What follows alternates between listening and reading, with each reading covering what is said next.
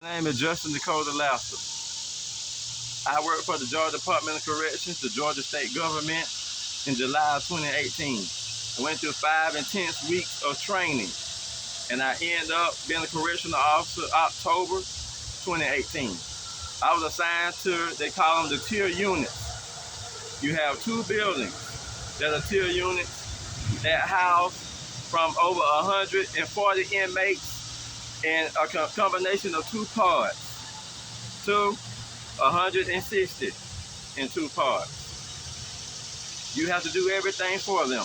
You have to feed them. You have to give them food, water, ice, mail, documents they need to have, take them to doctor's appointments inside the facility, which we call the infirmary.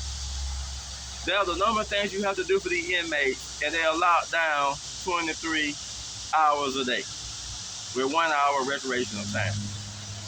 I worked in the tier units for the majority of my time with the Department of Corrections. They have a policy. It's a 90-day policy that you rotate your correctional officers to other posts. First, for their safety, to make sure they're not injured and not worn out mentally from this one particular post. 2, not for them to get familiar with the inmates, that they could be easily corrupted and easily to manipulate it into violating their oath of office. I was mistreated, rights violated, that my post never changed. The reason I was given my post never changed was because I was a male. Or I could handle it over in the tier unit with the most strenuous post that I had to work. I was not given the respect and protection of the Georgia State Government, the Georgia Department of Corrections, to be treated fairly as a worker. They wanted to retaliate against me when I got injured in May of 2019. They refused to give me medical care. They refused to grant my unemployment, my worker compensation benefits. There were so many things that they refused to give. And they fought me all the way. The Attorney General of this state of Georgia, Christopher Carr, have been fighting me in court, trying to make sure that they don't pay me for damaging me, getting me injured, for their negligence of not having enough correctional officers certified to run these posts. They can't give a good explanation of why they kept me in that post for over a year. Oh, I was just dissatisfied with it. Oh, I was upset because I couldn't switch posts. It was your duty. It's a policy you have in the Georgia Department of Corrections to change posts. And there's a reason why you're supposed to move people. Why would you let someone work a post for the majority of their time they in the Department of Corrections? How fair is that? For them not to be able to experience the rest of the prison facility. Easier posts, less strenuous posts. You had a lot on your hands when you worked in a tier unit in the Georgia Department of Corrections. There were more things you did that open dorm did not. You had to keep a hard account of records that the open dorm did not. You had to watch inmates every 15 minutes, which the open dorm did not.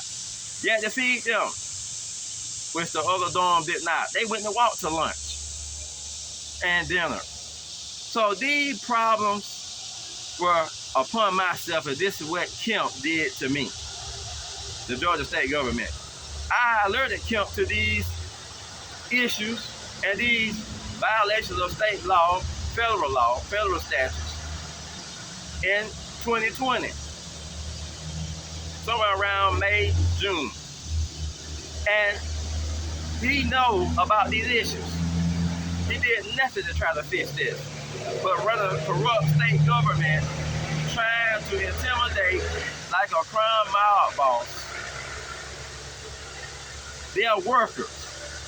And this is the treatment that the Georgia State Government, how they treat their workers. They injure their workers, negligent for their workers, and then deny liability. Won't pay worker compensation. Try to exhaust all your resources so that you lose the case. Got corrupt judges that side with them over the law when they're wrong. How you think judges that work for the state of Georgia government would side against the state of Georgia government for a worker for the state of Georgia government? It's not gonna happen. They have not proven it to me yet that they would do such. The Georgia state government is a crime organization. It's like a RICO. And if you look at what they have done, they have violated every law that they have that protects them and that governs them. They think they are immune from prosecution. They think they're immune from civil liability for violating their own laws against their workers. They think they can walk away from anything.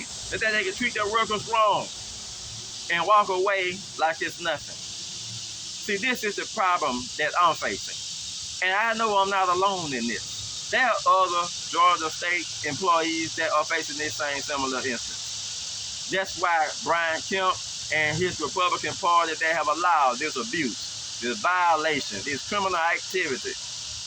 Gotta go this November 8th, 2022. You have to vote them out. 20 years of this corruption. We have nothing good to show for it. It's time for a change. I'm running for governor, Georgia governor. I look forward to you. Support me, November 8th. There's more to come. Thank you for listening.